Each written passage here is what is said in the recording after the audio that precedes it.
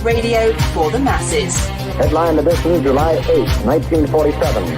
The Army Air Forces has announced that a flying disc has been found and is now in the possession of the Army. If the game is rigged, change the game. Game changer. I occasionally think how quickly our differences worldwide would vanish if we were facing an alien threat from outside this world.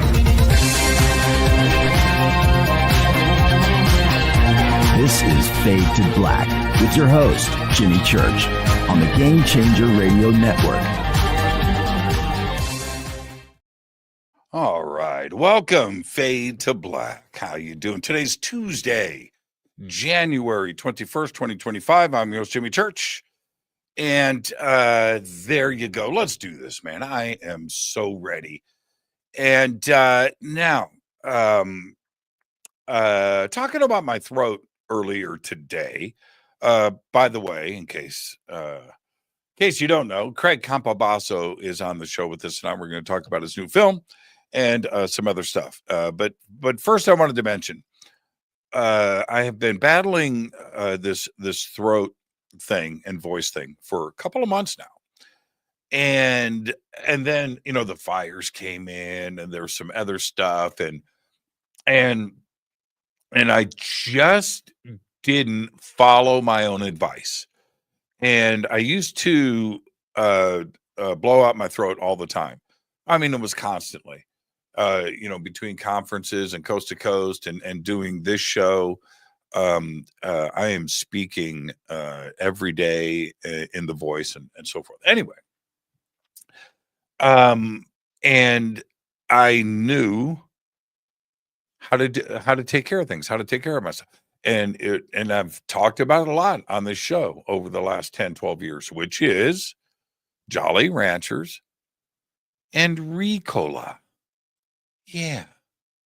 Ricola. There's a guitar player. I'm going to bring Craig in just a second. His name is Les Paul. I have a lot of Les Pauls. Oh, they're not behind me, but you've seen. I have a lot of Les Pauls. And one day I was in New York, and I was speaking, and I was at a conference, and this is probably 30 years ago, and I'd lost my voice. And he comes up to me and is asking me a couple of questions, and I go, I can't no voice. And he goes, oh, really? And he reaches in his suit pocket, a Ricola. And he goes, here. And he goes, I blow out my voice all the time. You'll be fine. And he hands me like 3 or 4. I take one. About an hour later, I have my voice back. I learned the lesson 30 years ago from Les Paul. I was whatever that is there, the Jacob Javits Center or whatever it is. I go out, I get a bag of Ricola. On my fireplace in the family room, there's a little tray, and in that tray is one of Les Paul's Ricolas, and it's sitting right there. And I'm having voice issues for the last 2 months, and sitting on my mantle on the fireplace is the cure. I don't follow my own advice. There you go. All right. So when I give you advice about anything in the future, you need to spin that back around like Craig Campobasso is about to do to me, I'm sure. Flip that around and go, well, is that what you do? Do you do that? Yeah. All right. So think about that next time I give you advice. So I got Ricola in my mouth tonight for the show. Let's do this. Help support everything that we do around here. Get yourself a Fade to Black t-shirt. We have 2 shirts, 2 ways to get them. The links are below. Game Changer membership. All Game Changer packages are getting special gifts for a while, and it's just a fun thing for me to do. I'm going to do it until I run out of books and other stuff. I have stuff. Everybody's getting these autographed Fade to Black cards. Look at that. This one's already signed. So yeah, get a Game Changer membership or order a t-shirt. I'll throw one of these in there for you too as well. Okay. All right. 2 shirts, 2 ways to get them. And we're just busy. We got a big staff and help support everything that we do around here. We've had an amazing start to the week here. Last night, Whitley Strieber was on with us. His new book, The Fourth Mind, great conversation last night. Tonight, Craig Campobasso was here. His book, and which we've covered a couple of times on the show in the past, the ET Extraterrestrial Species Almanac, is now a film. We're going to be talking about that. And then tomorrow night, Lionel Friedberg is with us. We're going to be talking about tribal shaman and you. And then Thursday night, everybody's favorite, besides Craig Campobasso, of course, everybody's favorite, Sarah Breskman Cosme is back with us. And she's got a new book out too as well, A Hypnotherapist's Journey to Avalon. And we will be doing that Thursday night. But for now, it's all about Craig. Okay, I've got 4 events coming up. Craig will be there. He'll be at the Conscious Life Expo. That's coming up in just 2 short weeks, February 7th through the 10th, 2025 at the LAX Hilton. I would like to welcome back to Fade to Black, the one and only Craig Campobasso. And Craig, listen, I could do a long intro for you. I could do an entire CV read. Let everybody know your greatness, but they already know all of that. They do. We just got too much to talk about tonight. And if I take 15 minutes to read your bio, that's where you laugh. That's in the Catskills, they're cracking up. Those are good jokes. Those are good jokes. Vaudeville. I want to start here because we've done. By the way, everybody, I knew this. Craig and I are neighbors. Yeah, I knew that, but I didn't know that. I mean, I knew that. But for some reason, I had always put you in like Sherman Oaks or Calabasas. And, right. And I don't know why that is. That's where all the moguls live. Right. So anyway, that's and so Craig and I are talking before. I was like, what exit do you take? Right. That's pretty wild. We have done and had many conversations about David Lynch in the past, and he just left this beautiful blue gem. He's got all those crazy questions answered. What went through your mind? You guys were very close, and how you doing? Well, I worked with him on Dune for 4 years. I was just out of high school, and the first year at Universal, it was just me, David Lynch, Raffaele De Laurentiis, the producer, and 2 secretaries. And so I will be honest with you, I didn't know who Dino De Laurentiis was. I didn't know who David Lynch was. I didn't know who any of them were.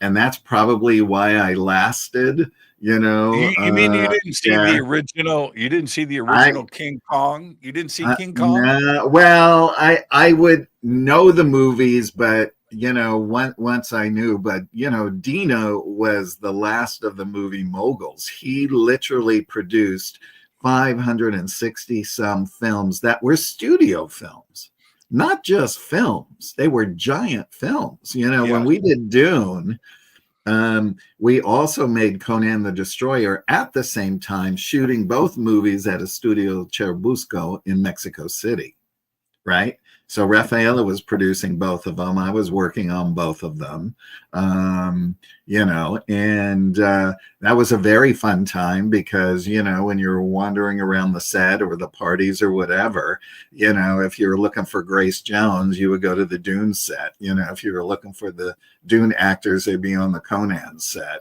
Oh man, that's so cool. That's so cool. Was he as eccentric and cool as the ideas for his work was. He was. I mean, he literally was on me all the time to go see Eraserhead because it played at the New Art at midnight on Saturday nights. And it took me a very, very long time to finally go and see it. And then I went to his house one day, and he was married to Mary Fisk at the time. And he said, well, did you see it? And I said, yeah. And his wife said, well, did you like it? And I said, well, I said, it seemed like it was a bad dream that he had, you know, and come to find out a lot of the things that David created, you know, even a film he never made, Ronnie Rocket, which I loved, you know, came from dreams. Like he would dream things and then they would go into, you know, the movies and that kind of stuff. And, you know, I remember that day because I was talking to him. He was sweeping up the garage and he was throwing away his Eraserhead sign that he had on his door at AFM. What? And so it sits here proudly in my office. You damn Skippy, it does. Yeah, it sure does. Wow, and wow. Yeah. Let me Eraserhead, when it came out, I was young, you know, I was in my early 20s, but I'm still adventurous. But back in my early 20s in the 80s in Hollywood, man, all bets are off, right? It was a good time. And Eraserhead,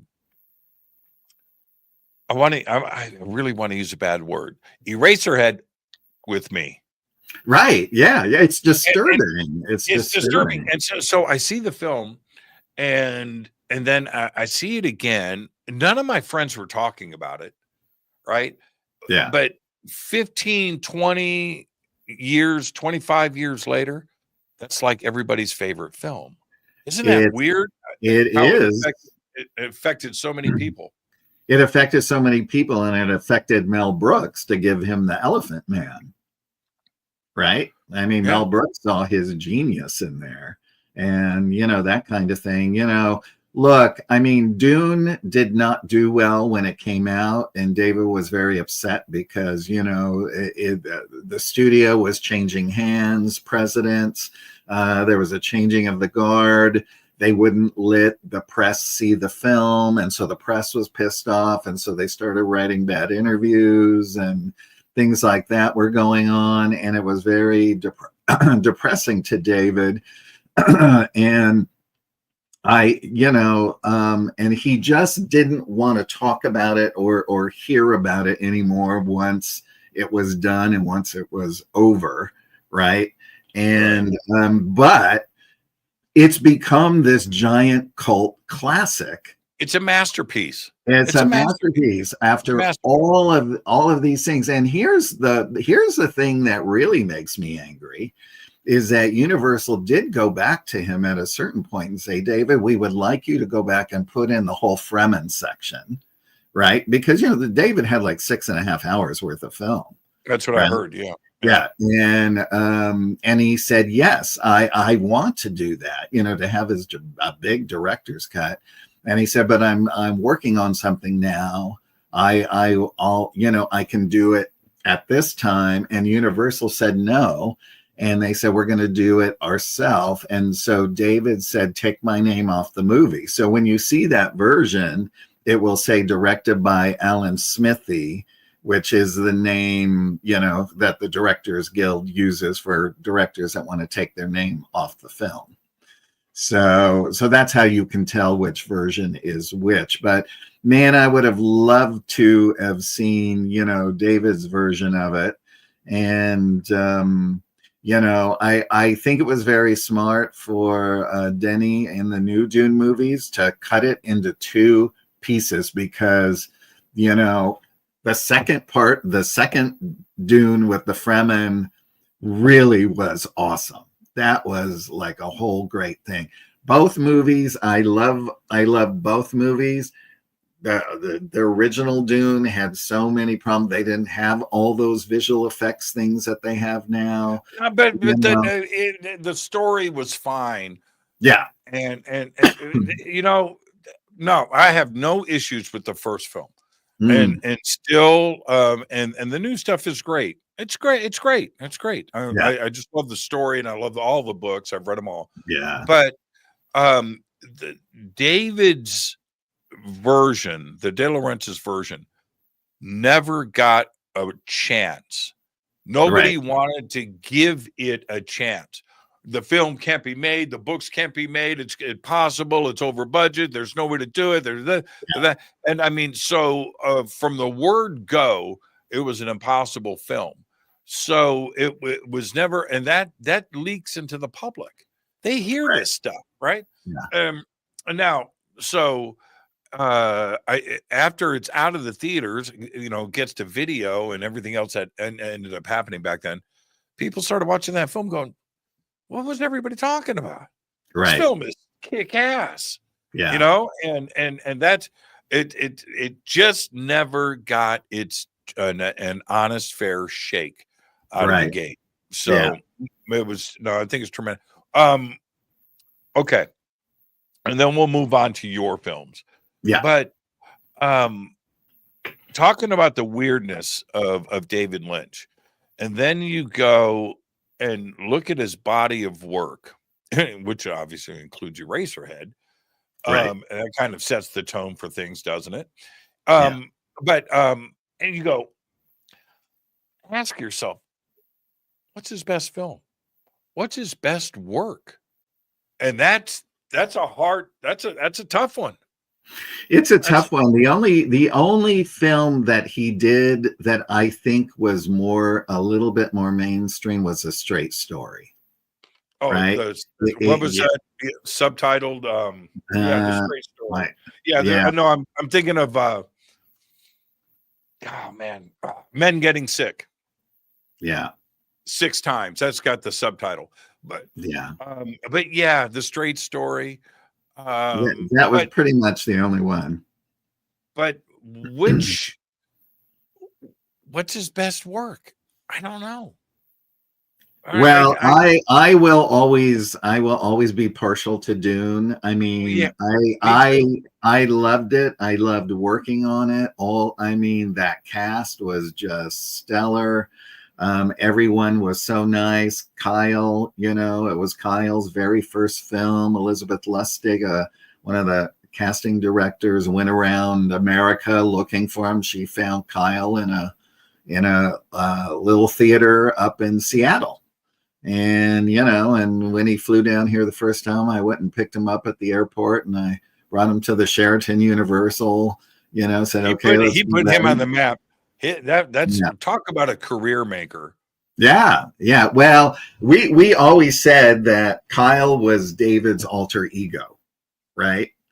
Like, Kyle did all the things that were inside of David's head, because, Blue Velvet came not long after that, which was, Kyle didn't want to do that film, but he was signed to Dino for 8 pictures.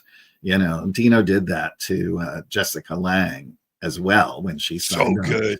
Yeah. Yeah.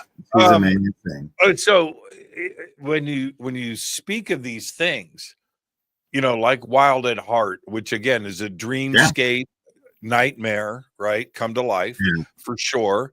But then you look at Wild at Heart, and it's like, how do you top Blue Velvet? How do you say, Wild at Heart comes along, and then of all things, the little screen comes up, and Twin Peaks. It's really tough. And you know what? I'm going to say it. People are going to argue with me. Mulholland Drive. Yeah, it's a good flick, man. That's a good flick. Good flick, and Ann Miller's in that movie. Unbelievable. Who played? Okay, hold on. I think it was Laura Herring and Naomi Watts, wasn't it? No. I'm going to. No, give me a second. I'm actually going to I am going to Francesca Annis. Oh yes, yeah. Oh my God, she's an amazing actress. Oh my God, right? Yeah, yeah, amazing, amazing actress. Her and Ray Fiennes were together for quite a while. You know, in not recent. Man, I tell you, my 20-year-old mind looking at her at that age, yeah. she's just unbelievable. She's amazing, you know. And before we forget, this is the book that Max Every just released about a year ago, right? And it's a masterpiece in disarray, David Lynch's Dune and Oral History.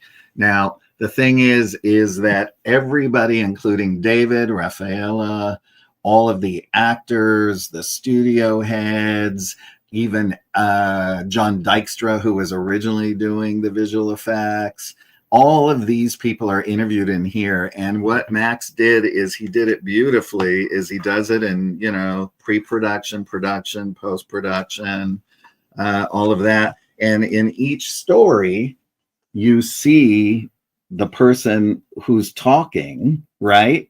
So they're little vignettes of conversations, as if you're having a conversation about what's going on there.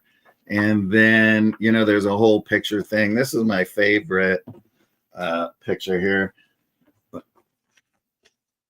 There's me when I was young in the middle with David, Rafaela. That's Anthony Gibbs, our editor. I'm not sure who that other woman is peeking her head through. Right. But, What was it like working with Rafaela? Oh, I really quite enjoyed it. She, you know, she was very funny. She had a wicked sense of humor. It was fun, you know, when we went out and had dinners or parties to get her a little drunk, because she'd get a little funnier, right? You know, it used to be a joke with us. You know, I'd say, "Can I have a raise?" And she'd go, "Sure." And then I'd make her sign a napkin, right, saying that she's giving me this much money as a raise. But of course, the next day would be like, "I didn't sign that." We had fun. We had a great time. I mean, I really enjoyed it. Yeah, it's funny how the Entertainment Tonight kind of started it, but the ability to an MTV and stuff, where suddenly you are, because before that everything was in print, you know, Hit Parader magazine or Teen Beat or Variety, you know, everything's in print, you know, everything, you know, and suddenly we're connecting with people that either entertain us or are in the industry, and now we're personally connected to them more so. And then when the internet came, suddenly, right, we've got live streams and we've got this and that, and the TV show Cribs or whatever. It doesn't matter. What I'm saying is we are now connected and feel bonded with people that we respect. And when we lose them, you know, before, I mean, I took David Lynch personally, you know, as David Bowie, or, you know, when Prince, you know, and all of it. John Sykes died yesterday. He was the guitar player for Whitesnake. And I knew John. But the outpouring of stuff around David Lynch from people that never met, but he's, you know what I mean? We have a connection now, and emotionally it's only going to get worse, because we're so connected now. The world, it's just so connected. It's so connected, and you see every, I mean, I've been seeing everything, you know. Back then David used to dissect things like fish, chickens, and he would lay it out, photograph it. He would write like what body part it was. So and then he would, you know, like, I got a fish kit, right? and then it says to Craig, David K. Lynch, fish kit, right? That I believe. Yeah, and it all makes sense now. It's others got chicken, and it's so fun because I'm connected to all the Dune people, still. We had over COVID, we did have a get together on Zoom, everybody, Sean Young, a lot of people behind the scenes. And now I notice that everyone's posting their fish kits, their chicken kits that David made and gave to them, which was great. I have mine somewhere. I don't know where it is, but I have it. Man, I was so close to having him on the show.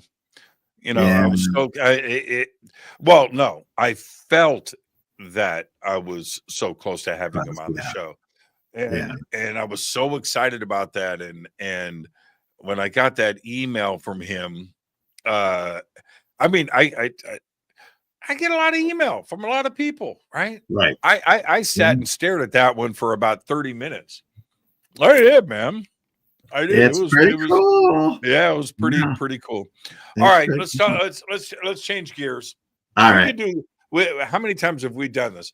Well, I'm bringing you on to talk about your new book or whatever, and we talk about David Lynch and Hollywood for 2.5 hours. And well, I mean, he's so beloved by everyone. I mean, I can't say enough nice things about him.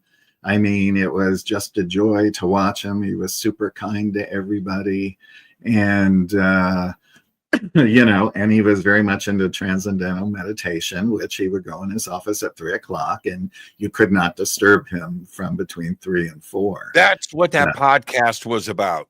Yeah, so that's why he did it. Yeah, because he was very much. That's nice. You just reminded me. It was a TM. It was a TM podcast. A TM podcast. So that's why he did it. He was heavily into it and supported them a lot. So, okay, how many? No, I'm going to answer my own question. The answer to this question, Craig, is infinite. Now I'm going to ask the question, and let's see if your answer is incorrect. Okay? How many species of extraterrestrial life is there in just our Milky Way? Oh, in the Milky Way, I don't know, but I have some interesting statistics for you. No, I just gave you the answer. Oh, it's infinite. Yeah, they're smart. It's infinite. But what's interesting is, I talked to two different people who were having face-to-face contact with Alpha Centaurians, one for the book and one who's actually in the film, Sixto Paz Wells, right? And they say that the Alpha Centaurians say that they know of 1,019,000 races that they know of.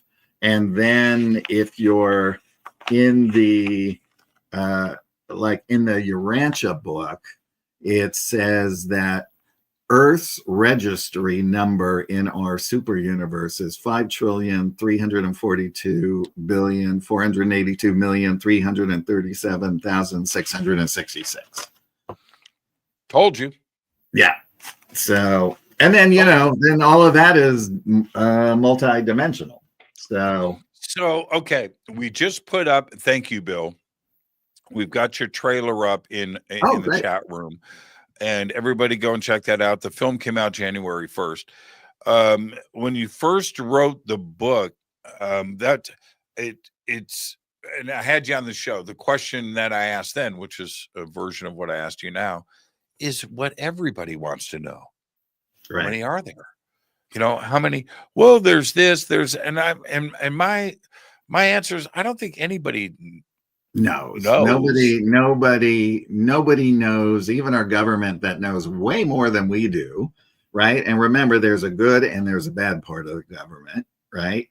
And so the thing is really the only ones I would think would know would be like what I call the angelic core, or the angelics, because they have super consciousness even beyond fully conscious beings, fully conscious extraterrestrials who are quite benevolent, right? Who use their heart to rule their mind. So they would have a lot more answers to that kind of question, but it's just incomprehensible, actually. And there are so many. I mean, I started studying this when I was 26. I really love contactee cases, so I studied a lot of them. A lot of them were all human. Some were a little not human. They weren't grays, but they looked different, right? They looked a little bit different. And so I just loved it. And I used to go hear contactees speak. I would meet them. I would go on cases.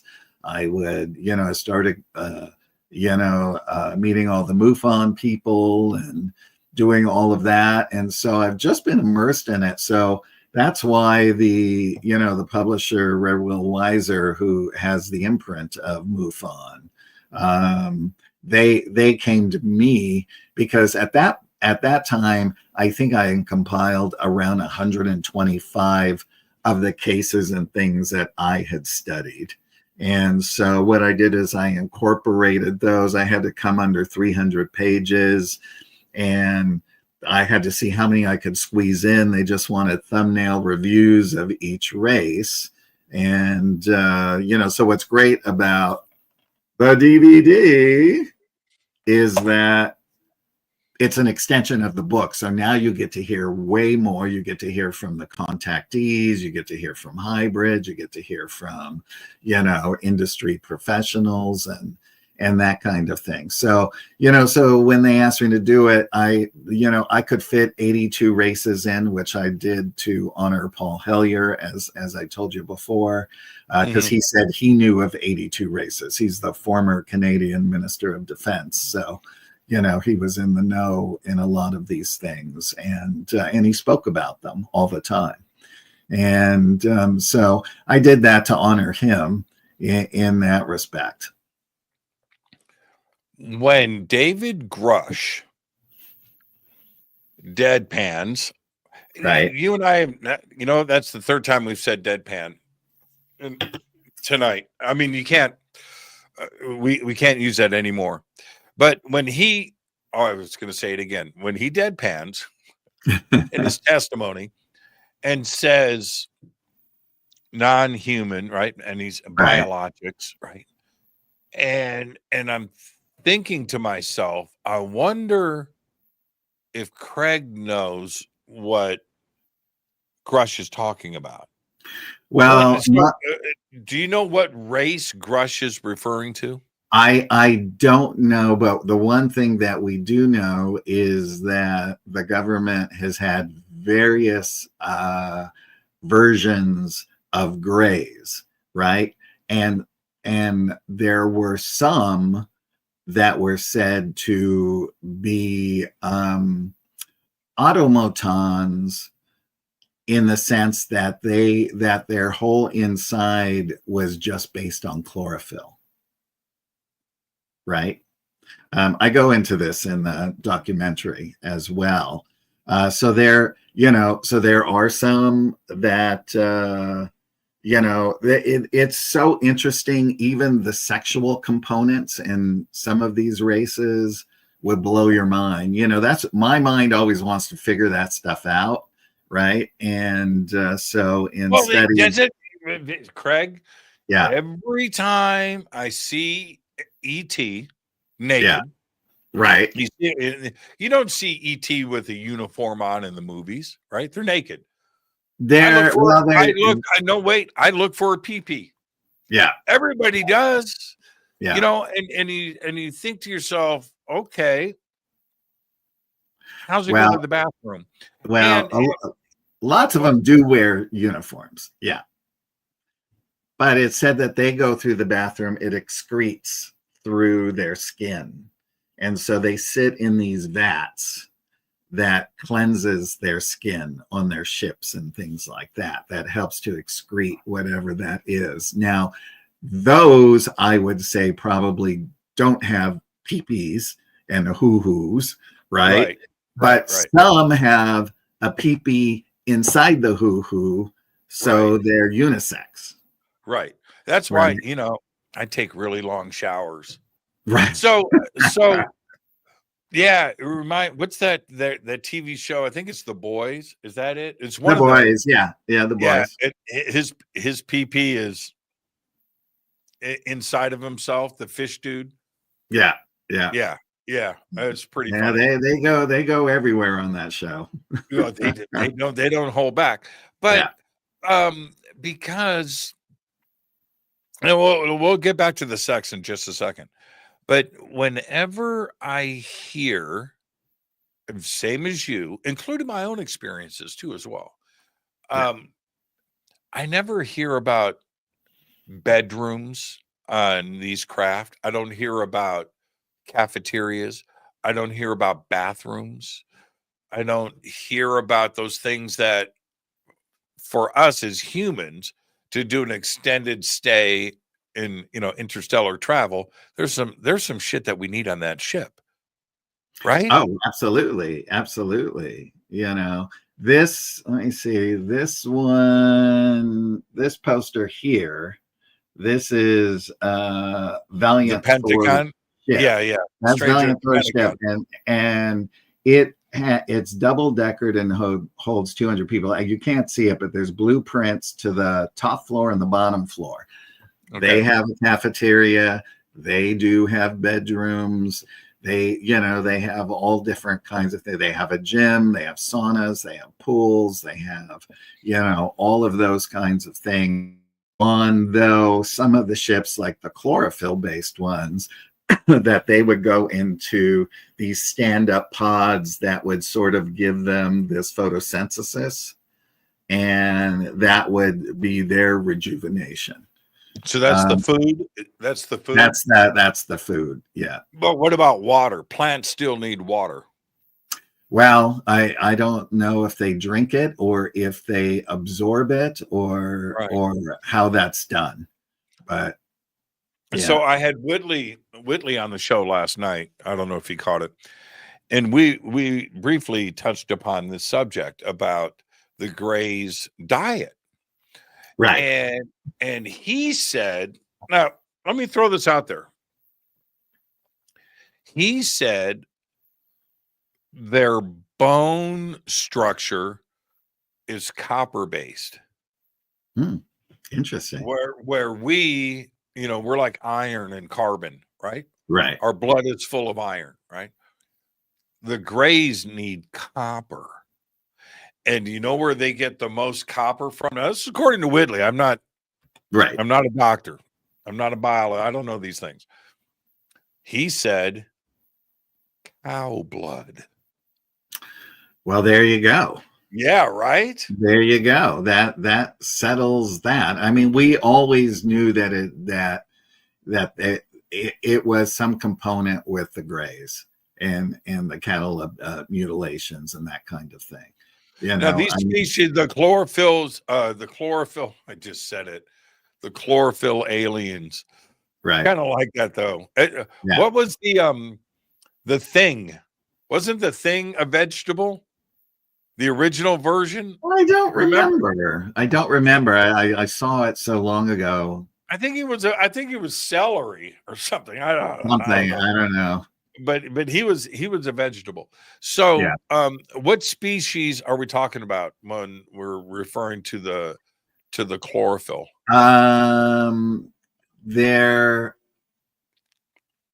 They call them is it EBEs, extraterrestrial biological entities.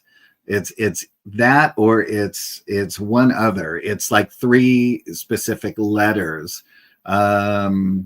Because they're created by an advanced race they could fly ships, they can come here and do that race's bidding without that race getting caught, right? Or if something were to happen or if they shot down the craft or whatever. So, and they were vegans. Well, they definitely, well, they were photosynthesis vegans. Yeah. That I don't think there's any meat involved. I'm very proud of myself for saying that word. Yeah. Tell me about it. I had that problem every night. There's always one word. Yeah. That I'll start to, and I'll change the word. The word will start to come out, and then it won't. Yeah. I'll change the word, and then that word is ixnayed from the show. That's right. Yeah. That's right. Done. There's an art to that, man. There's Yeah. a real art to that. And so anyway, when we were talking about that last night, where the audience, I think, is fascinated and needs to have this information, because we only can relate to something in our own terms. Right. Pizza, fast food, hamburgers, hot dogs, Italian food, drive-throughs, chocolate shakes. These are it's called, that's how we live. We eat food. So in order to do anything, if you're going to go on a hike in a mountain, you have to take food with you. What does ET do? Are they the same as us? And my answer to that in my mind is DNA is DNA. You have to bring in stuff for energy so you can live. You need energy to live. Yeah. I think that is something that is always it's not addressed by those in the know, but I think that the community wants to know these things. Yeah, I mean, I did speak to Dr. Frank about it, because he was on Val Thor's Craft many a times, and I said, well, what do they eat? And he said, well, they grow fruits and vegetables, and they do all of that. And they said they have a cactus plant that they actually use as sort of like a protein source. If you wanted it to taste like meat, they could do that. If they wanted it to taste like chicken, they could do that.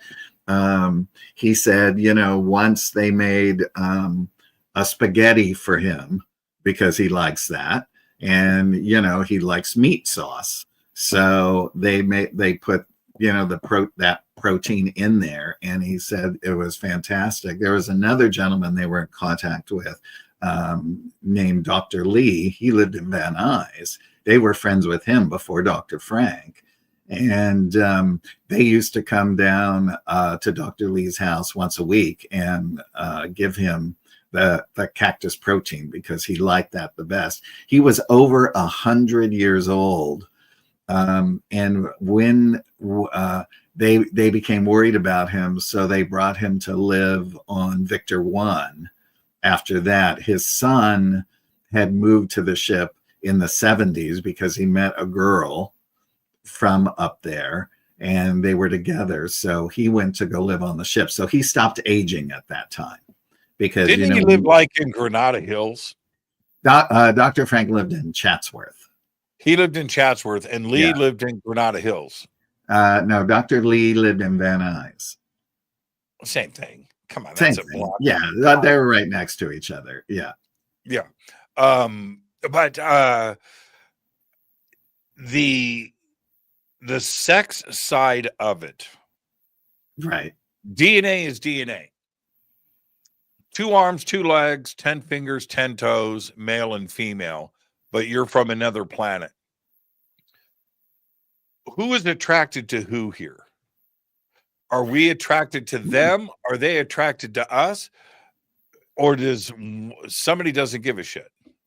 Well, I think, as we know from like history with the Nephilim and all these other things coming down, and mating with earth women and that kind of thing, I think that a lot of that goes on. I do hear about those kind of interchanges with people who are contactees, also with people who are brought up on board craft. It's not done against their will, but there are a lot of those things. Now, crossbreeding, or would a reptilian and a human get together? I've heard of it, but maybe they shapeshift. Maybe I they don't shape. know. They Maybe might. they I don't shapeshift. know. You know what I mean? Yeah, they could. What's the they come down and your wife goes, I couldn't help myself. He looked like Antonio Banderas. You know what I mean? Yeah. And so maybe it's shape-shifting. Yeah. Could be. And why and let's stay on the sex part here. I'm just fully twisted at the moment. It seems that there are plenty of cases about the male side of the hybrid program, Right. but nothing compared to the female side of the hybrid program. Right. That's what I find so. And is it is the DNA so close that it does happen? I mean, different species of animals can't mate. The DNA is not the same, and nothing's going to happen. They can have sex all day long, but you're not going to have monkey tiger hybrids.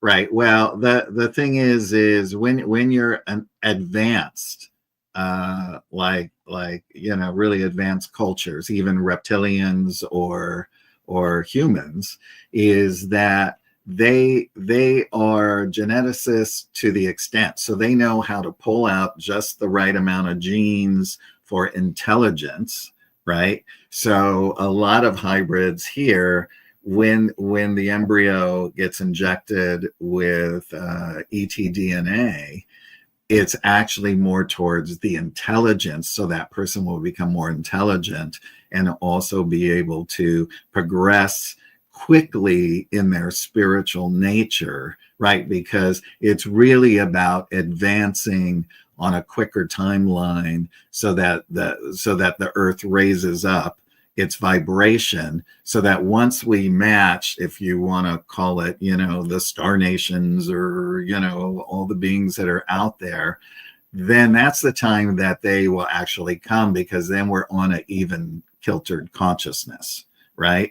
So now you see that they are visiting certain people, and usually they are a starseed from where that being is from, right? Yeah. Dude, now those infinite amounts of civilizations that are out there, Yeah. are they also interbreeding?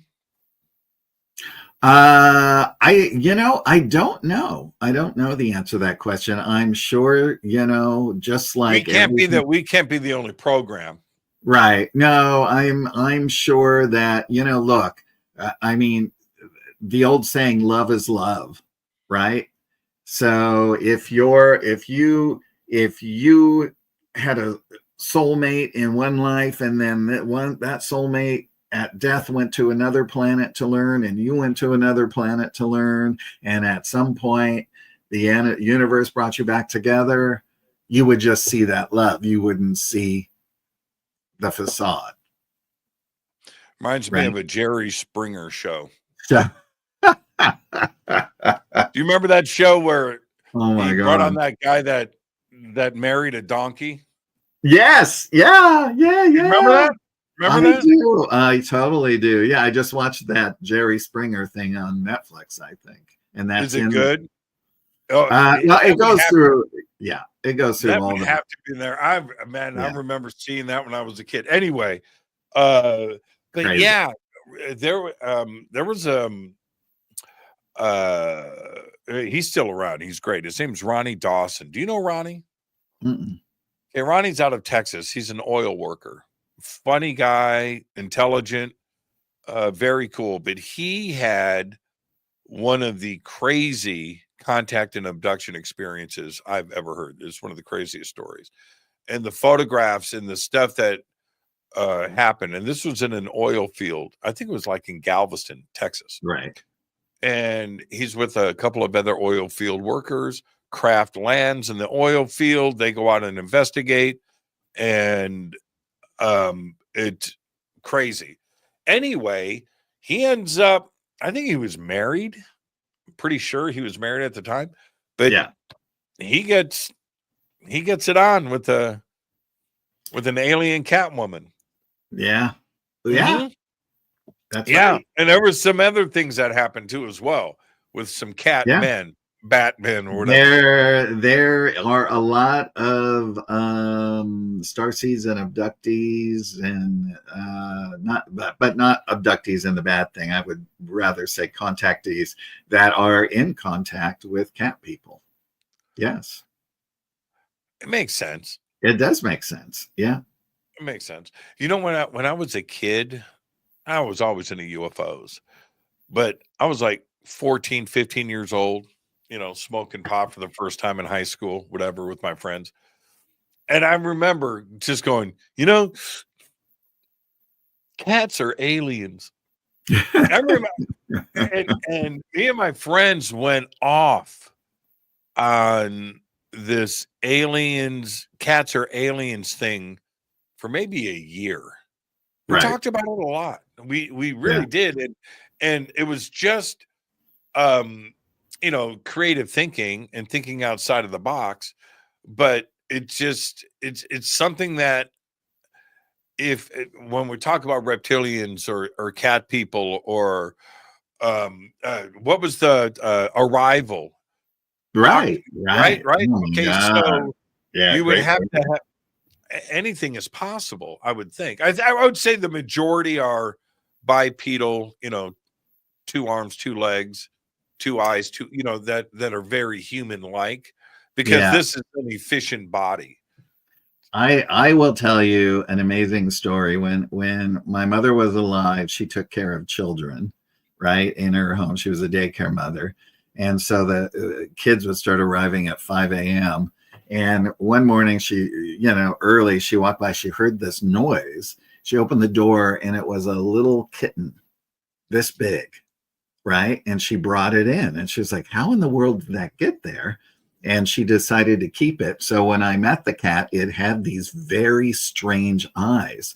So we named her Gizmo the extraterrestrial cat. She was my mom's cat. She was always with my mom. On the day my mother died in her house, I had talked to her in the morning. 15 minutes later, my sister called me and told me she was on the floor. And so I rushed down there. Gizmo was sitting up on the, you know, on the thing. Gizmo was a house cat. She never went outside. But once my mother's body was gone, Gizmo disappeared. Really? Vanished, literally vanished. Heartbreaking. Yeah. But it makes sense. Yeah. You know, I'm not shocked about that. Yeah. Now, back to the species part of this. Are the cat people represented? Yeah, they are represented. There's several races that are represented. So what I wanted to try and do is, you know, I found other people who I found a guy up in Canada who's a contactee with actual cat people. So he had quite a big, extensive thing on who they are, what their names were, what they do, blah, blah, blah. So that is heavily represented in the film. You know, we got Chip Coffey doing the Mothman, Paul Hynek doing the Men in Black, the Hertax doing, you know, Angelics, Elohim, and even JJ does some of the Draconian section, which is mind blowing. Now, I was regressed.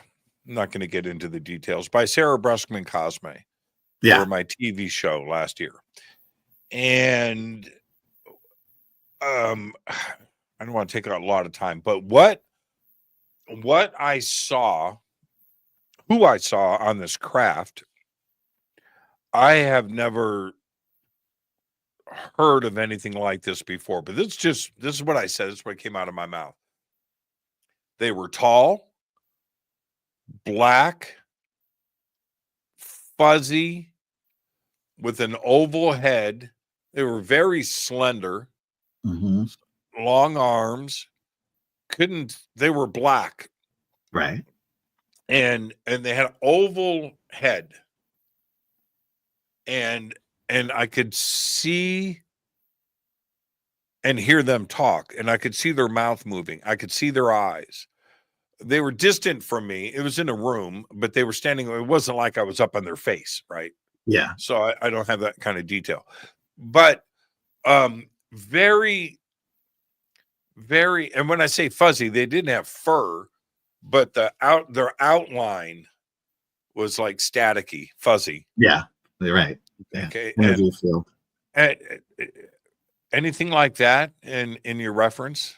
Never heard anything like that. The closest is a race called the Orons, which, like the tall whites, they would be called tall blacks, but they come from Orion, and they sort of have the big bug eyes that are reddish orange, which actually see interdimensionally, right? And they've been doing abductions. Nobody really knows what their agenda is, but nobody feels that they're positive beings. Interesting. Yeah. My brief interaction was only like 5 seconds long. They looked at me. 2 of them did. Mm-hmm. And there was like 10, but the other like 8 or so, was like it's 3, 3, and 3, and 2. So that's 9, 11. I think it's, I don't know. But anyway, the 2 that were standing in the middle of the room both looked at me. They both turned their heads and like acknowledged, but I didn't get a chance. It was too quick. Yeah. In other words, if you're, and I'm saying this because I understand why people sometimes just don't have these amazing descriptions of things that people want to hear, because sometimes these moments are fleeting and fast. And if you're in a store, you go into Rite Aid or CVS or whatever, and you're walking through the store and you look around and you don't see what you want, and you turn around and walk out. Now, who did you just see in the store? Are you going to be able to describe eye color or hair color? Mm-hmm. Or what? No. Yeah. And so for me, it was like that. I looked around, and then poof, I was gone. But I remember everything very clearly, but I don't remember clothes. I don't remember that. Yeah. I didn't look for that. So your brain, you know what I mean? It's kind of weird how your brain processes certain things, but I did notice the jaw moving and the mouth, because they were talking. It wasn't telepathy, which Right. I thought which I thought was another strange thing. I mean, strange afterwards. At the time, it felt very normal. Yeah. Felt very normal. I was like, oh, you guys can talk? No. Yeah. I didn't think like that. It just felt so natural. Well, other races, can talk like us too, but they can also do telepathy as well. So maybe they were talking just for your benefit. How many of those? Yes, you're right about that. Right. It's very observant. I've actually said that. Yeah.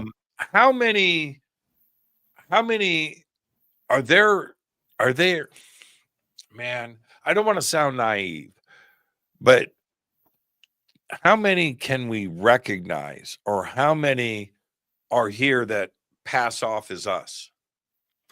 Well, there's a lot. A lot of the races that are covered in the book and the documentary look just like us, and that a large portion of their complement lived on Earth. They usually come and they will go to a town, and they will live in a town for about 2 years. They'll get jobs. They'll interact with other people, that kind of thing. And I know of 2 that did it in San Francisco, others in Italy, the Clarion race. Many of them lived there in Italy. There was those other real tall giant ones. I forget what they're called. That Umo race. I mean, that guy there was a picture of one of the guys. He was like 8 feet tall. They really couldn't interact, but they lived, they would go and live in small little communities, that kind of thing. But what, it was interesting what they did is that they decided, instead of like mixing with the people like other races did, they would write letters to top scientists to help them with equations and things like that. Not things that would harm the Earth, but, that would help the Earth. Was the Clarion, was that the friendship case? I don't know. I mean, that went on for years. That was a different one. There was a case here in the 50s with Clarions. And then there's one that's been going on for quite some time in Italy. A man who's has had face-to-face contact. He actually took Polaroids of them throughout the years, and so actually he talks about each one, and we show the Polaroids in the film. I thought that was the friendship case. That's not the friendship case? No. In Italy. There's been several in Italy. Yeah, several. Okay, I'm really confused. Okay. I think the friendship case was those that tall guy. Look it up and see. I just want to get the city. Okay. Here we go. Yeah, it's got the photographs. Between the 1950s and 1970, case centers around a man named Bruno Samacaccia, a theologian and psychologist in Pistino. Okay, the castle of Rocca Pia Ascoli. Does that ring a bell? No, that's not your guy. I mean, it doesn't. No, it's not that contactee. Okay, yeah. That case is exactly what I was referring to, where these beings were having like weekly meetings in town with everybody, right. And this went on for a long time. Right. And there was a falling out. There was some stuff that went on, and the soap opera drama that occurs in those alien UFO weekly groups that get together, right. And they talk about their contactee stuff. And then there was a falling out. But those ETs, that species, that race, look just like us. Yeah. Right. And what about Valiant Thor? Well, Valiant Thor, as we know, here's the most famous picture of him. That's him right here. That's his Vice Commander Dawn, and that's Vice Commander Zan's wife, Jill. And I mean, he's a Nordic. A lot of people think that he's from the interior of Venus. I think he's more, he's an angelic. He doesn't have a belly button. He's immortal. So who knows where his universal origins were from, but he did live on the interior of Venus before he came here for quite some time, Dr. Frank said, waiting for them, waiting to get the word that it was time to then come, where he came and met with Eisenhower on March 16th, 1957, and then, was put on VIP status for 3 years. So, Let's take our break really quick, Craig, and then All when right. we come back, we'll pick things up. Our guest tonight, Craig Campobasso. His new film is out. It is the Extraterrestrial Species Almanac. We have the trailer for the film up in the chat.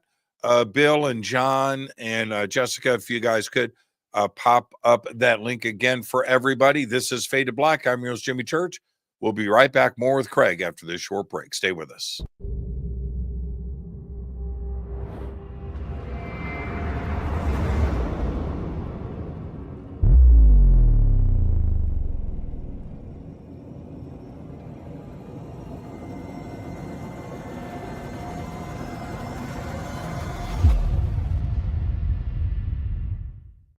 Subscribe to our YouTube channel to get your alerts and access to over 2,000 videos. Click that subscribe button right now. Go to jimmychurchradio.com and get the Fade to Black official podcast. 2,000 episodes, all of them commercial free for just $2 a month.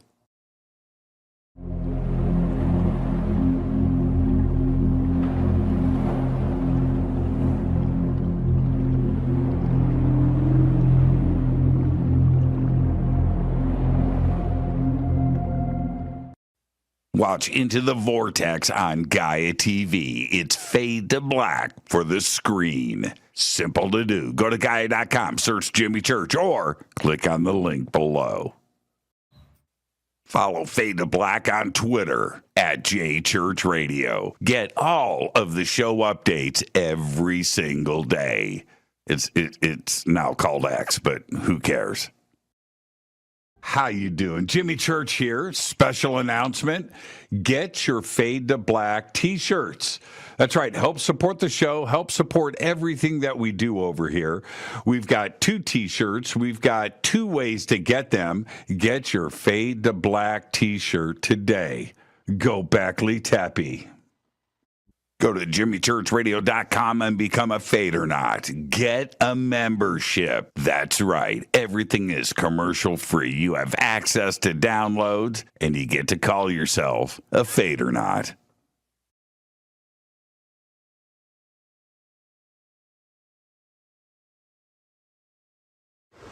Today we're headed to Bolivia, Tiwanaku, Peru, and of course, Pumapunku. Brian, exciting.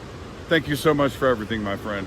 Always an honor. Right behind us is the sacred river of the Inca that goes past Machu Picchu. So we're going to be driving up to its source at 15,000 feet above sea level and then down to Lake Titicaca. So today we hit 15,000 feet. Yes. Crazy. And you can do it with us. All you have to do is go to hiddenincatours.com. Simple.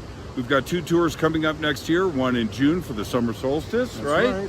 And then another one right here in November. So hiddenincatours.com. Come and hang out with Brian and I and his amazing team. Right on.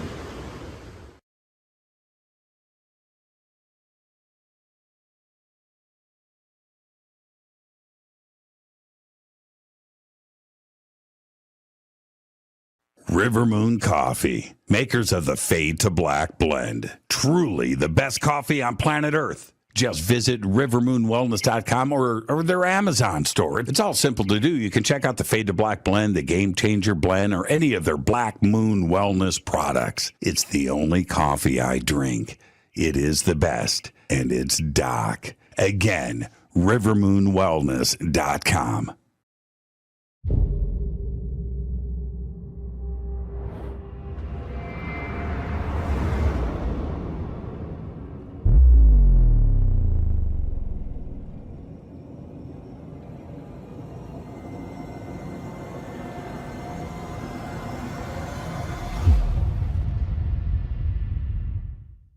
All right. Welcome back. Fade to Black. I am your host, Jimmy Church. Tonight, Craig Campobasso is with us. He's back on the show.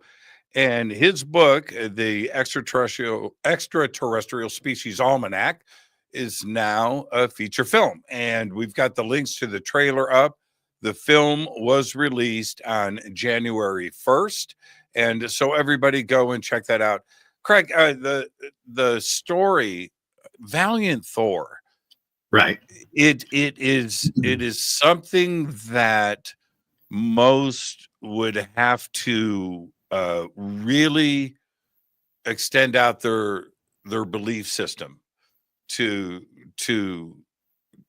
you know what I mean, to understand the story and who Valiant Thor was, because it touches upon some pretty fantastical situations. You know, living under the Pentagon and Eisenhower, and we have photographs of him and everything else. Who was Valiant Thor, and why should we put so much into his story? Well, in the 80s, I read the book Stranger at the Pentagon, and there were pictures of him in there, like the one that I just showed you guys a little while ago. And I just, I resonated to the story. I didn't, think that much of it. And then I think it was around 2001, I through two of his friends, I went and had lunch with Dr. Frank, and just sat there with him for several hours and talked to him about the story and all of that kind of thing. And I just thought that was going to be the end of it. And and we ended up becoming close friends. And at a certain point, he told me that the movie, there were a few times where the movie was getting made and then something happened and that kind of thing. And then after I had known him for a couple of months, he called and said, some guy has just called me and wants to make it into a movie. Will you go with me to the meeting? Because you're in the film business and I really don't know about these things. And I said, sure. So I went. He was not a legitimate producer. He had never produced anything before. He didn't have any money. And, I asked him for his credentials, and he didn't have any. And he said, oh, I only do things on a handshake. Right. And I said, well, you're not doing business with Dr. Frank. So I went and I told Dr. Frank this at lunch. I didn't want to tell him over the phone. And, and I saw how sad he was. Anyway, one thing after another, I ended up, I explained to him that the book was just little short vignettes of stories and that there really wasn't anything of substance to make it into a feature film. And anyway, so I told him, well, let's take a stab at it and see how it goes. So I literally would, go to his house.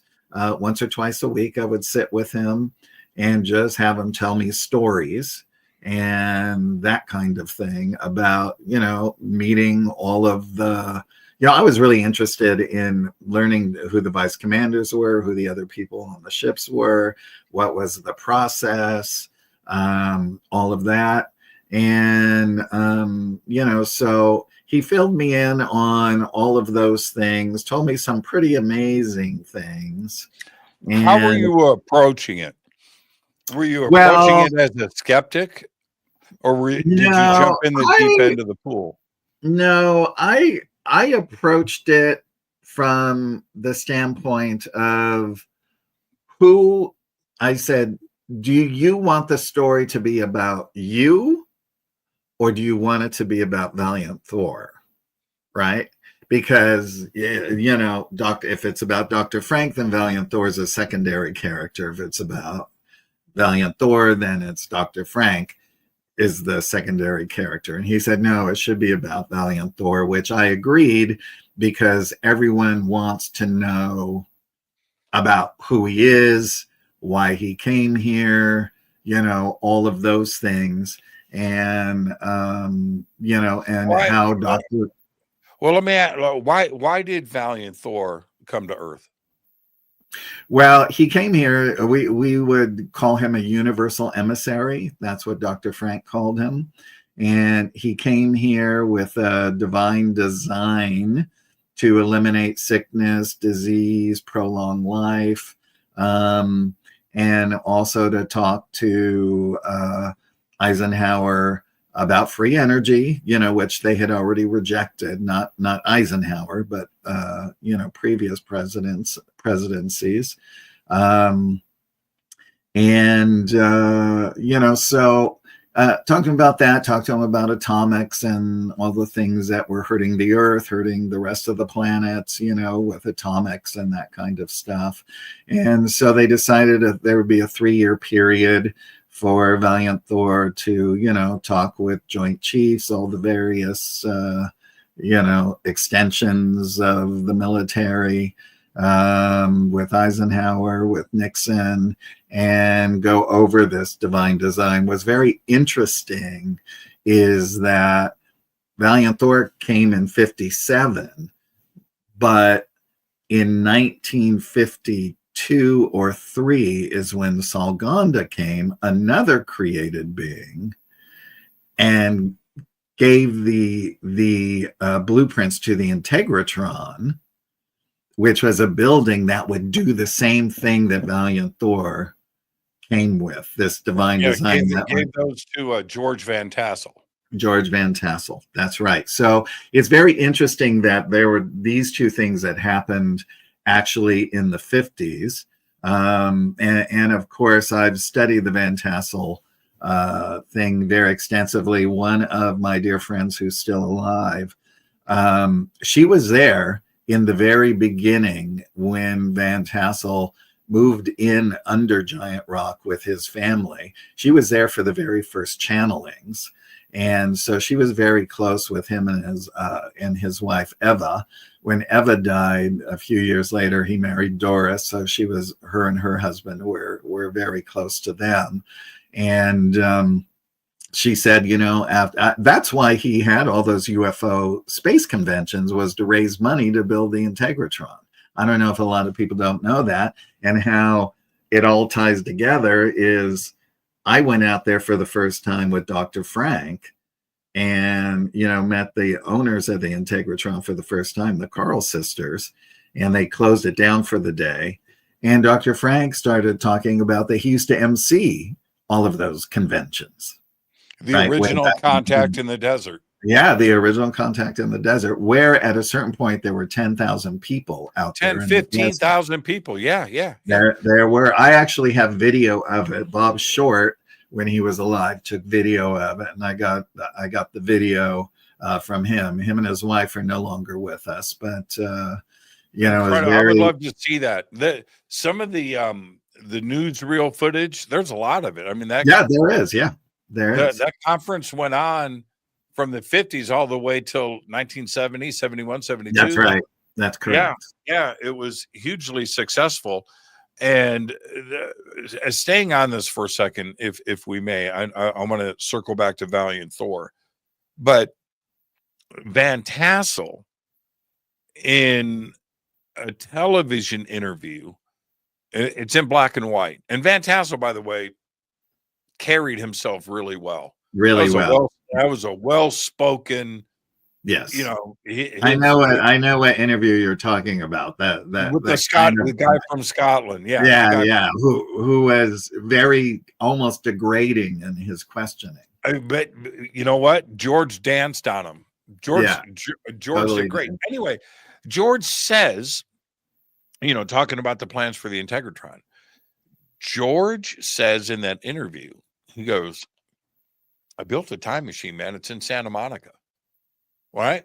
And he gives the street that it's on, but he says that he was given an equation that allowed him to observe the past up to 7 years.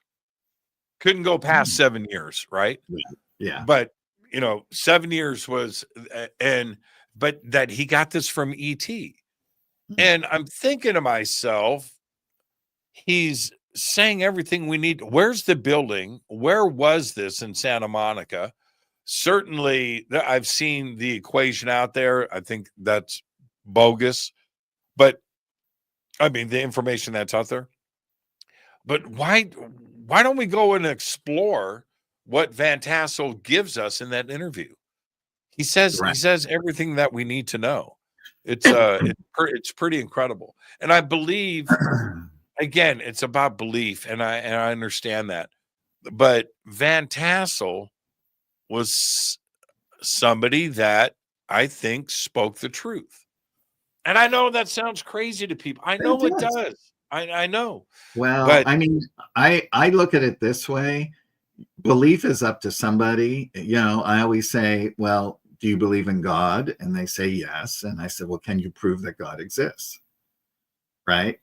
And then they can't. And I say, well, it's sort of the same thing with extraterrestrials. Unless you're an experiencer or you've been abducted or if you've been in contact, that's your experience. It might not be somebody else's, right? But I love listening to everyone, whether I believe them or not, because I learned something from each and every person. sure. You know? Sure. You can do this online. There is a radio database, and you can search George Van Tassel, and all of his stuff pops up. And we are very fortunate that somebody recorded Van Tassel's talks at all of the Rotary clubs in Southern California in the 1950s. And he was on a speaking tour, man. He was out 2-3 hours a night, right? And all of this stuff is, and I probably listened to 20 of his presentations from the 1950s. And so for everybody out there, George Van Tassel, Rotary Club, go and listen.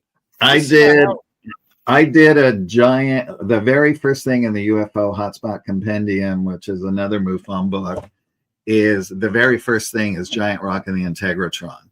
And so I did, it's the most extensive on both of it. Even the sisters that own it said, we didn't even know that. Even the historian of Giant Rock said, I didn't even know some of those things. So the contact experience I was telling you about, with the black beings, you're right. That was at Giant Rock. At Giant Rock, yeah.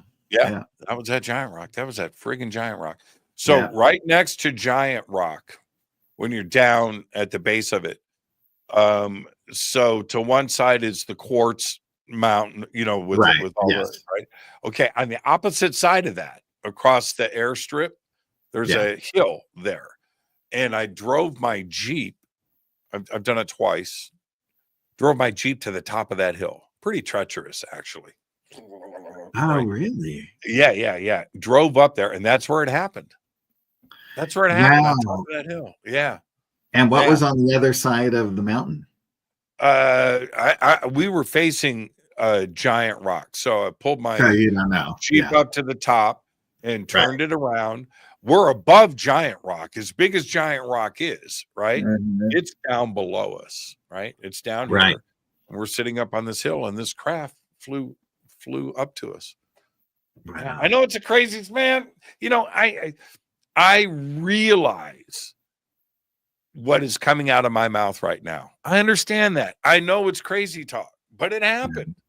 It was quite the experience. It was quite the experience. Giant Rock is a magical place. Landers is magical. Integratron, Joshua Tree, that whole part of the country.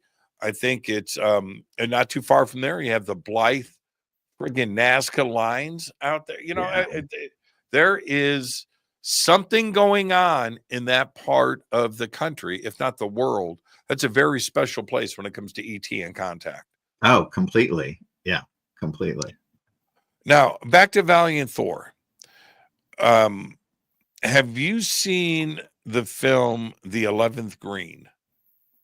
No, but you told me about it the last time, and I think I went to find it, and I couldn't find it, or I did find it.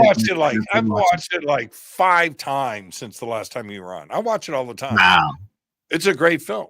Yeah. So the parallels to the story are right there as well.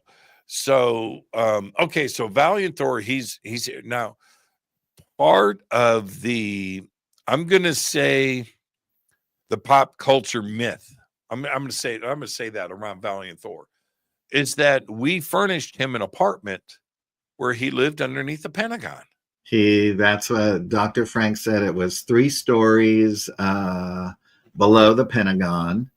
And that I had also, in Dr. Frank's office, he was friends with a lot of those old military guys, from that era.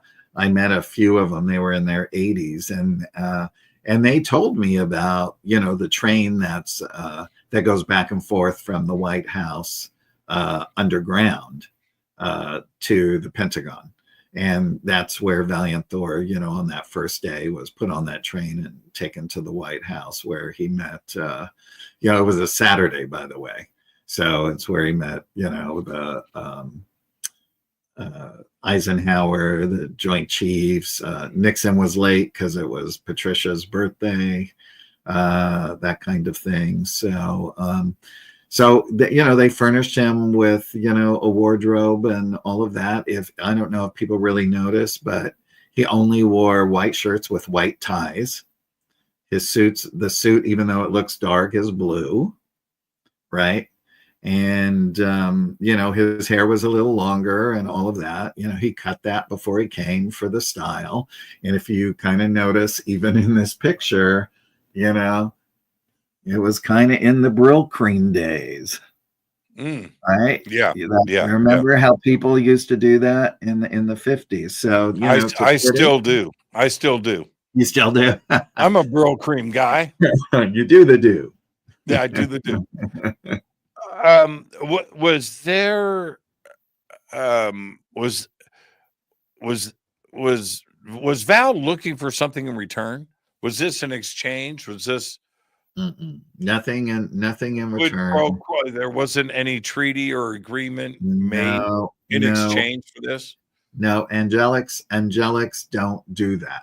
That is not what they're designed for. They're actually designed to help and look over humanity. So Valiant Thor is sort of, I would call him a high seraphim. That's what Dr. Frank called him, and that he's in charge of our galaxy, right? And especially focused on Earth, because, this is a fully dualistic planet that is has been going through, mental, physical chaos, all of that for, quite some time. So that's why, they initiated starseed programs, consciousness raising programs, where beings from other worlds who are already fully conscious will incarnate here. And then those beings, where they come from, they help to raise them from the other side. That's why some people remember their experiencers. They go on craft. They're taken aboard, and they start to remember, and they start to recall, and then they want to help they want to quicken their spirituality. They want to learn everything there is to learn. So when that raises up, it raises up the people around them, and that's how consciousness raises. So and since that program's been going on for quite some time, now the children coming in are extremely smart. I have met some of the most brilliant kids that, there's a boy, when I first met him, was 15. He spoke 5 star languages, and his parents had no idea how he spoke them, but they were both starseeds, right? And it's amazing. There was a little kid, he's now grown, but he did crystal grids. He used to explain how crystal grids worked, and everyone from all over the world sent him different crystals so that he could work with all the crystals and create these grids, and then he would say what they were used for. I have met so many parents that have come up to me, with their child, right? Jimmy, meet so and so, and different ages, but the majority 5, 6, 7, 8, 9 years old, and sit down and talk to me, and I'm listening to them talk about physics and math and this and Yeah. and and the planets where they're from, and I'm thinking to myself, Craig, I'm an honest guy. I'm thinking to myself, when I was that age, I was talking about Speed Racer and Channel 56 and UHF. Right? Exactly. You know what I mean? Yeah. G.I. Joes and Hot Wheels, whatever, but Yeah. I wasn't going there. I wasn't going there at all. No, but that's why. That's why.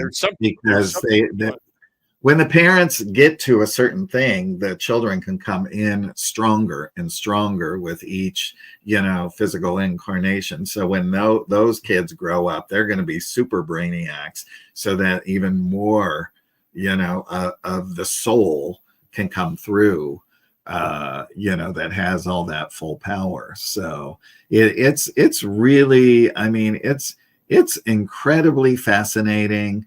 I cast movies on the side. I meet so many kids and teenagers. I just did an event where I met 300 of them over a weekend, and the things they say, the things they do, how smart they are.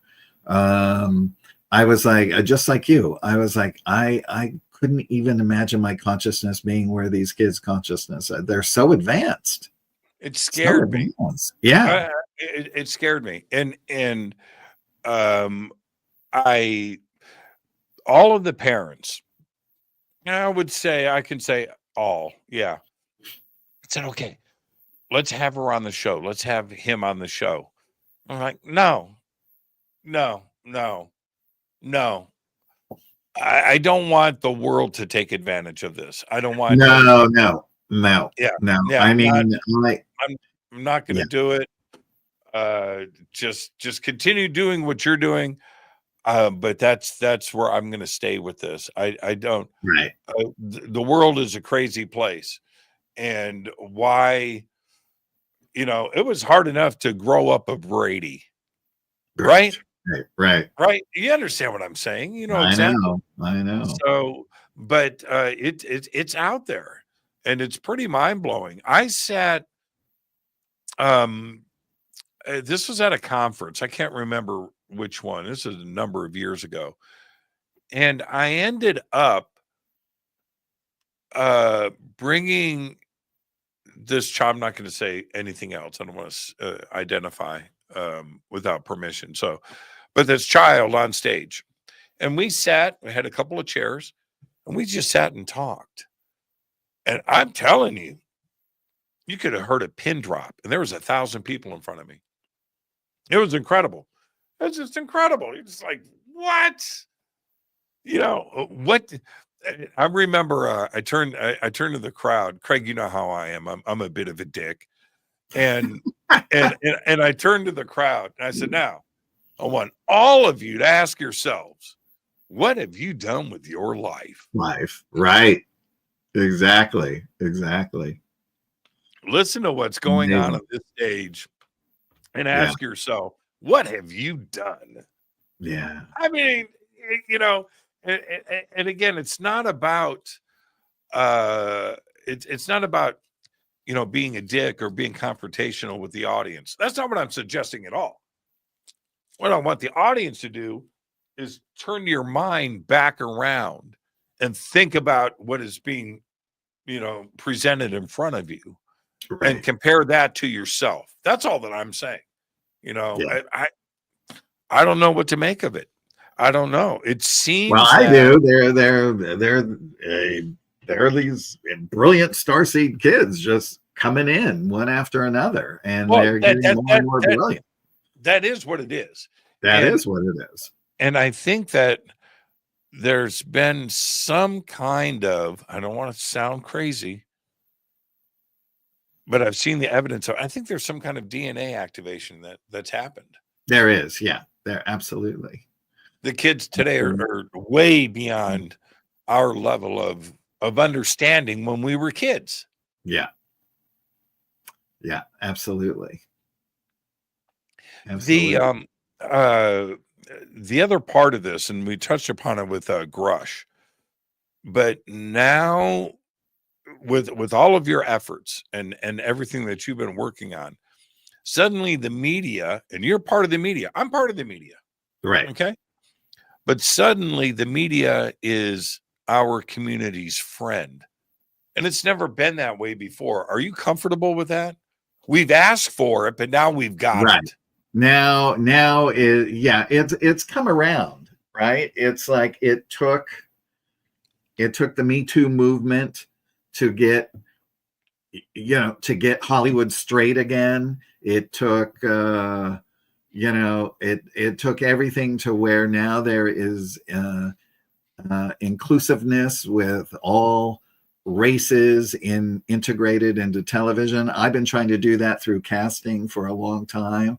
I'm saying, okay, so they're white parents. Maybe they have a black kid, an Asian kid, or whatever. Well, we have to explain that. And I said, no, you don't. It's obvious. They're adopted, right? I mean, I literally would try and do this. I won only a few cases over the years, but now it's part of the structure. So when you cast a TV show, that network or streamer will tell you, how many people of each ethnicity that you have to cast in the show in leads and in secondary characters.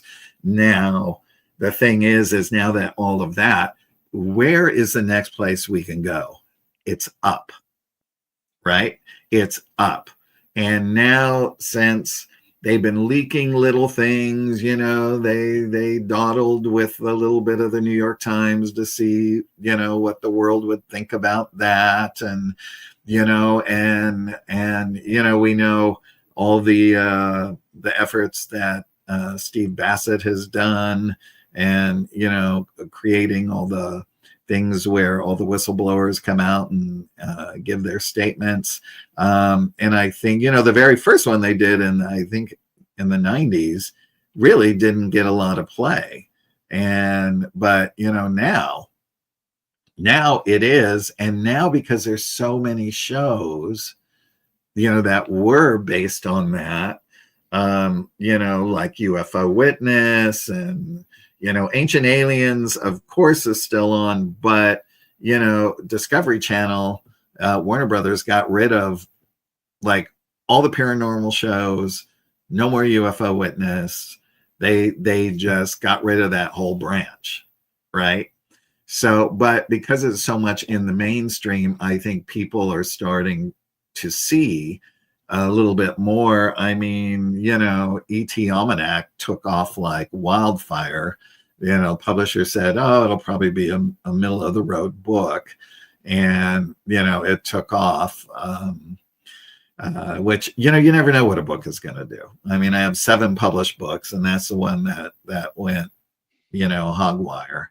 And because I think people now are really interested, because as we're starting to move into that, where disclosure and all these things are going to happen at some point. What form of disclosure, I do not know. But people are going to want to know what kind of alien races have been visiting here. Who are they? What's their technological abilities? What's their agendas?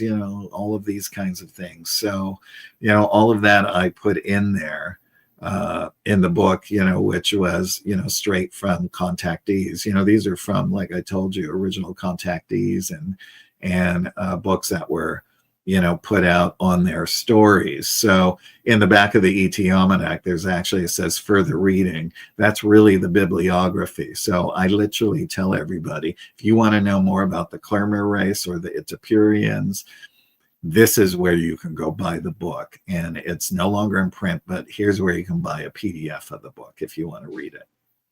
Is there a race that wants Earth? No, the fully conscious beings, the planets are for all beings to enjoy, right? They're not like a specific, like Earth doesn't really belong to us because we're living here. It doesn't belong. We may think it belongs to us, right? I mean, other races come here, they do expeditions, they study us, they do all different kinds of things. But I think that there are exceptions in maybe new worlds where there's a creation of a being and that has to move along its own evolutionary path. So it's that, so maybe those might be off limits, a to prime directive kind of thing. Prime directive thing. Yeah, exactly. But there's got to be some bad ETs out there. Oh, there is. There is. Okay. And have they visited Earth? Oh, yeah.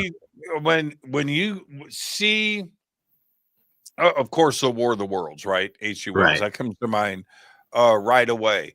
And the original film terrified me. I mean, it was just awesome. Oh, yeah. But Yeah. but Steven Spielberg's version with Tom Cruise is excellent. Yeah. Right. It's an excellent film, but that's a bad day. It is a bad day. That's a bad day when things start popping up out of the ground and shooting laser. That's the ET that nobody wants to meet.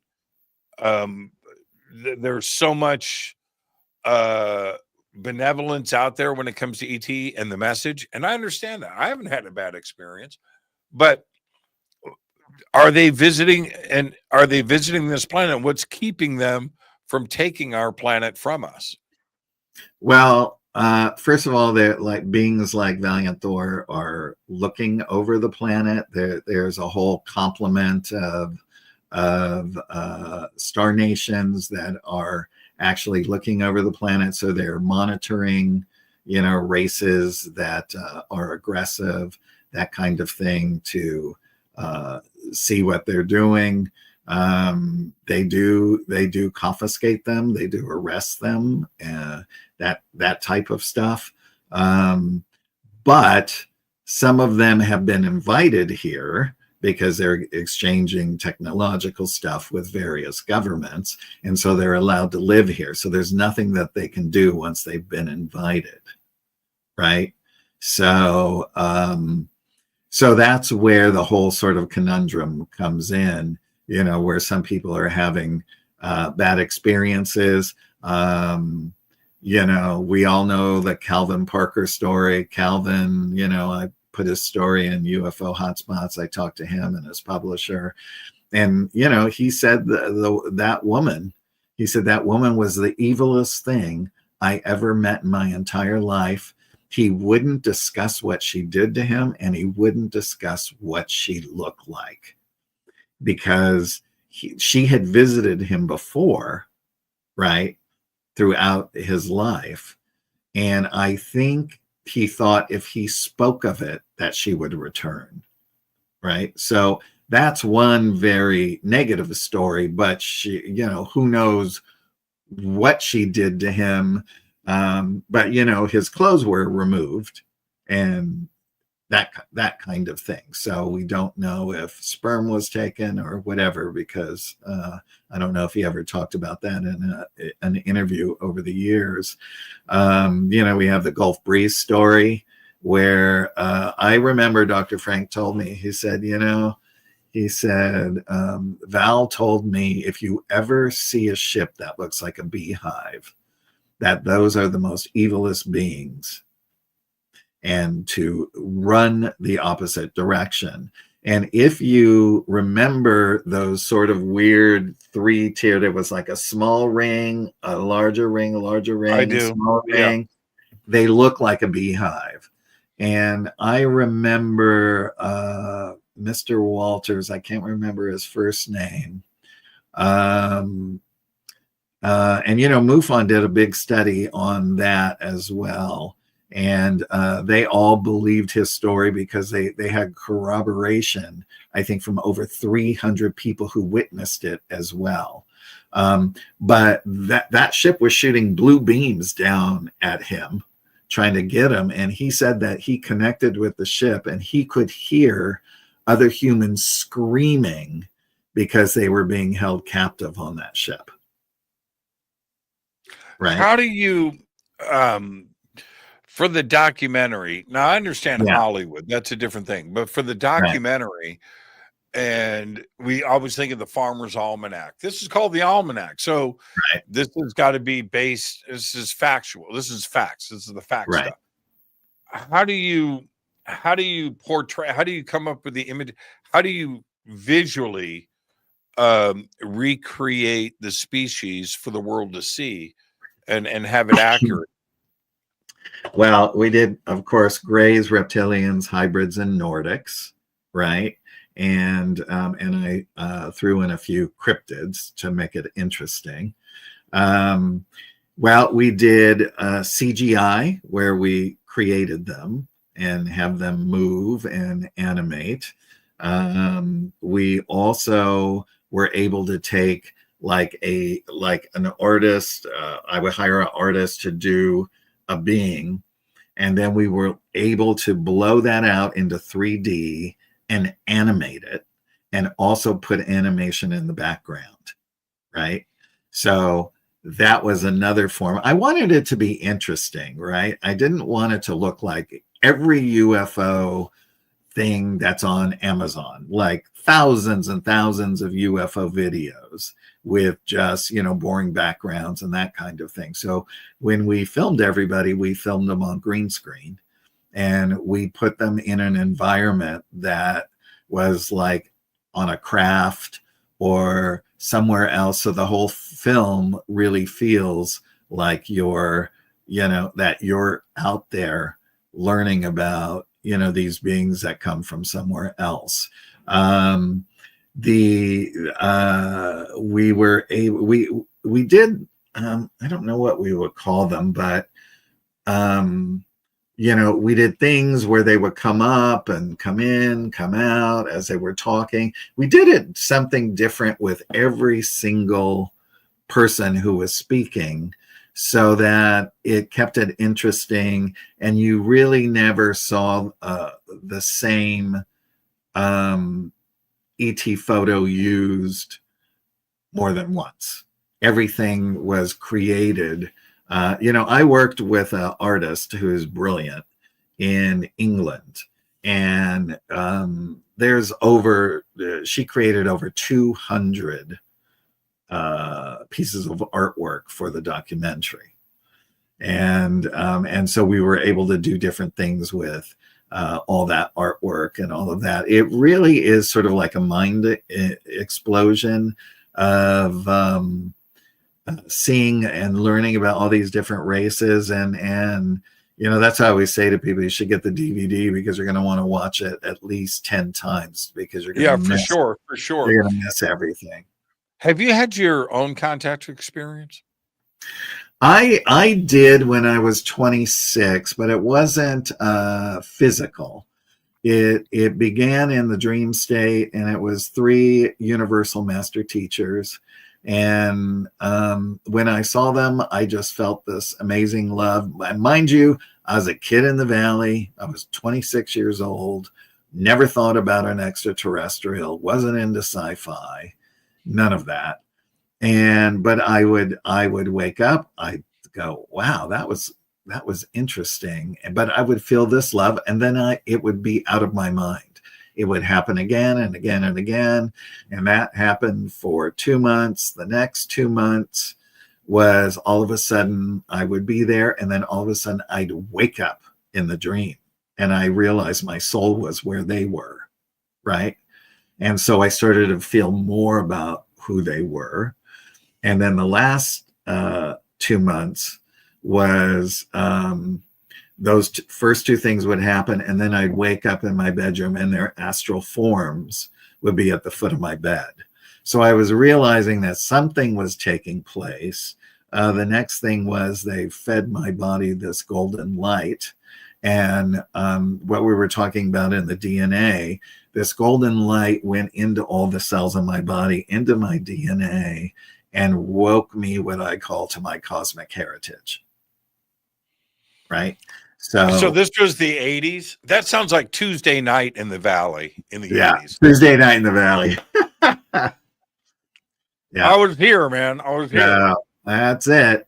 That's I was it. here. So, But if you weren't researching the subject and suddenly this stuff is occurring, it's like the chicken or the egg, which came first, right? So did you then start to research what was happening to you? And I what did you did. find Yeah, out? Yeah. I What did you did. find I out? mean, I went to, I went to a few metaphysical counselors, and I didn't say what was happening to me, but they brought it up and they said it. And they said what the beings look like and that kind of thing. And, not that I needed the confirmation because, it was like inbred. But this waking process for me lasted for 2 years. And during that time, I wrote a book about everything that was going on. At the end of that 2 years, I went to Mount Shasta. And when I returned, the male master teacher said, what would you say if I told you just wrote that book for yourself? And I said, then I've learned a lot about myself. And he said, now it's time to sit down and write the books that you came here to write. He goes, so I want you to sit down. I want you to write and write and write. Don't stop. Don't edit. Keep writing until you can write no more. Of course, I did not know what channeling was. I did not know what automatic writing was. I wasn't, in the know on those things. And that's how it started. And that's, this is where these books came from. The Autobiography of an Extraterrestrial Saga. It's a 4-part book series, which I'm expanding to 7 books. And it's just chock full of all the stuff in the universe. I mean, just amazing, amazing stuff. So would you call that a contact experience? And in the time that we have left, let me ask you about that for a second, because you self-corrected yourself and then corrected me earlier in the show about abductees and contactees, right? Right. And that reminds me of the TV show People of Earth. They would fight about that, right? In their little circle. We're not abductees, we're contactees, and so anyway, would you call, so reflecting back on that, Craig, would you call your experience a contact experience? It's a contact experience. And it's how the master teacher explained it to me. He said, evolvement doesn't differentiate between the mental, the physical, or where your actual physical body is. It could be where your soul body is as well. You're learning wherever you go in your soul body. And that made a whole lot of sense to me, at the time, and it still does. It's pretty heavy for somebody that's 25 years old. Yeah. It was. I mean, I went through several breakdowns of my own belief system. And the reason why I'm asking about this is, did you take those experiences and that knowledge and apply that to the Almanac, the book, and then Almanac, the film? And do you use that for your own discernment when you're determining what's going to make it? What makes the cut into the Almanac? Well, yes, because it's all of my gleaned experiences, throughout the years. And, when I was writing The Stranger at the Pentagon script, I would get downloads, from Valiant Thor the next day about what to change and all of that. That's a whole nother story. But that was very interesting. So I was connected to all of them telepathically, but their telepathy is a little bit different. They combine their feeling body with it. So I can feel them inside me, not like they're possessing me, not that at all. I can feel who they are as a person. I can feel their feelings, their emotions, all of those things. And I would literally sit at my computer and sob because they were so beautiful, right? Like when the first time Valiant Thor did that, I literally sobbed for 10 minutes or more because it's so so beautiful. Wow. Yeah. The picture, I love that. The picture of Valiant Thor and his team that you hold that back up to the camera. Yeah. This photograph is famous photograph. There it is, crystal clear. It's never been debunked. You No. would think that, we have professional debunkers in this community that will, if something isn't holding water, they'll sink that ship in minutes. Right. Yeah. And you know what? I'm glad that we have our own checks and balances in this community. But that photograph, you would think that somebody would come forward and say, that's me. That's in the photo. That's my uncle. That's my aunt. That's my dad. That never happened with that photograph, did it? No, never did. And it was taken by a retired Air Force photographer who was a amateur UFO buff at Howard Menger's farm. And Howard Menger confirmed that they were not from here because they called them the visitors. So when the visitors would come to Howard, which many of them did from all the different planets where they live on the interior of the planets, he was sort of like their hub to come to. And they would give him a secret handshake. And that's how he knew. And Valiant Thor did give him that secret handshake. Craig, thank you so much. Where can everybody see the film right now? They can see it. I sent you both links. You can order the DVD at Autobiography on et.com. And if you click on other books, all my books, and the DVD is there. And right now it's only, you can only rent it on Vimeo. But you have the links. Maybe you can put it in the links. Yeah, we'll get the links up, and you have the links over on your website too as well. Well, yeah, Autobiography on anet.com is the website. Okay, so at CraigCampobasso.com, the links are not there? No, that's just my casting website. Yeah, so don't go to that website. Oh, that's just for getting a gig? That's just for casting. Yeah, for getting a gig. That's what I just said. Yeah. Getting a gig. Well, people don't even go. I mean, it's basically more for actors and things like that. So I mean, right. I've been doing it so long, they come to me now. Yeah, I know. I'm always looking to see if you cast a film. Yeah. I'll wait. That's what we do here in Southern California. The rest of the country, they don't get it. They don't. Yeah. Okay. But we sit through the credits. Yeah. Yeah. I always watch the credits. Yeah. We go. No, nobody watch. It's so funny around they don't get it. Here in if you go to a movie theater, anyone in Southern California, this will always happen. Sit and watch the credits and watch. You will see somebody in the audience go, there's Bob. There's Julie. Yeah, right? You'll exactly. see, right? Exactly. Yeah. That's what we do here. These are our friends and our family and stuff that are there. And we sit through the credits and I'll always catch a name. Almost every film is something to roll by. Craig, thank you so much, man. Thank you, Jimmy. So good to see you, man. And I'll see you in a couple of weeks at CLE. Yeah, for sure. Everybody, if you want to meet Craig, you got to go through me. There you go. Okay. Yeah, just come up to me. I'll introduce you to Craig. Have a great night, my friend. All right. See you later, everybody. Thank you so much. Craig Campobasso. And we've got his links up. Everything's up in the chat. Trailer, everything that you need is right there. Wow, I just coughed. I didn't have to cough all day. That's weird. See? Ricola. I should have an endorsement. God, man, this stuff works. All right.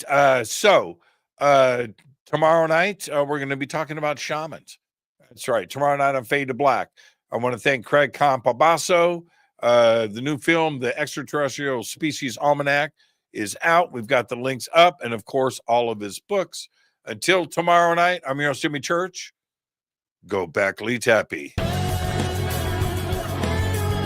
Fade to Black is produced by Hilton J. Palm, Renee Newman, and Michelle Freed. Special thanks to Bill, John, Dex, Jessica, Dennis, and Kevin. Webmaster is Drew the Geek. Music by Doug Aldrich. Intro, Space Boy. Fade to Black is produced by KJCR for the Game Changer Network. This broadcast is owned and copyrighted 2024 by Fade to Black and the Game Changer Network, Inc. It cannot be rebroadcast, downloaded, copied, or used anywhere in the known universe without written permission from Fade to Black or the Game Changer Network. I'm your host, Jimmy Church. Go back, Lee Tappy.